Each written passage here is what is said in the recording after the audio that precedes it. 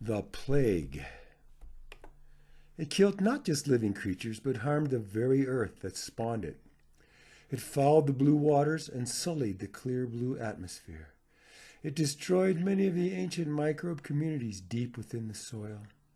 Its poison spread evenly all throughout the vast planetary ocean. Many plants and animal species were totally extinguished. Rats, roaches, weeds, flies, and dirty pond scum prospered in its wake. Vast tracts of ancient forests, both tropical and boreal, simply disappeared. It clear-cut the valleys and rained thick silt that choked the life from the rivers. It grew in speed and power as it spread and multiplied. Smoke and noxious gases blocked the sun wherever it was concentrated. Wandering fishes of the wide seas did not escape its deadly influence. Evidence of its presence rained down to the deepest ocean trenches. Its burrowing unleashed sequestered toxic metals into pristine mountain springs. Diverse plains were reduced to vast and sterile monocropped wastelands. It ignited wood, coal, petroleum, and natural gas upon their polluting extraction. The waste from its activities ensured that little could return. It shattered the biospheric web without malice, foresight, understanding, or regret. Its simple movements became synonymous with habitat destruction. Evidence of its presence was visible to those orbiting in outer space. It could even bring on global climate change with its vast emissions. Sometimes it killed on purpose, more often, though, blindly, via simple collateral damage. It ended great migrations and blocked the ancient spawning runs. It leveled mountains and dammed rivers, melted glaciers, and turned the acid into rain. It altered precipitation patterns, global winds, and the ocean's circulation. The world's precious little fresh waters carried off the burden of its toxic runoff. It joined meteors and volcanoes in producing a mass extinction. The overwhelming noise of its progress filled the land and sky and sea. Its emissions changed the sunset, and its light even hid the very stars. Strangely, it always sought out and killed vast numbers of its own kind. There were parasites and viruses its habits raised against it as well.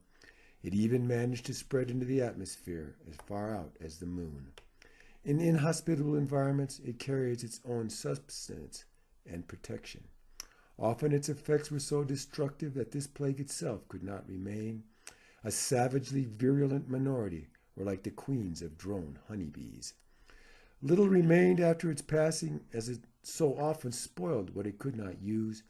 It arose so very quickly that many other species could not co-evolve. It was as if the life force experimented using entropy upon its own creations. Even its closely related genetic cousins were not spared its savage attack. It burrowed in the earth, sped across the ground, and flew through the sky. It showed remarkable resilience despite incessant intraspecies slaughter. It seamlessly integrated violence into nearly all of its behaviors. Its activities managed to alter the planet's carbon, nitrogen, and hydrologic cycles.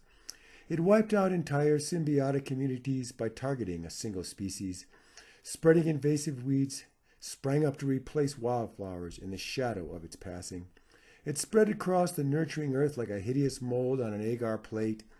Fires, explosions, and smoke seemed to be byproducts of its very respirations. Even ancient reptiles and amphibians perished in a geological instant, but many insects and microbes survived its onslaught and even preyed upon it. It could live in its wastes on dirty water and seemed content in its own fouled air. It altered evolution by absorbing radiation and mutagenic chemicals that it created.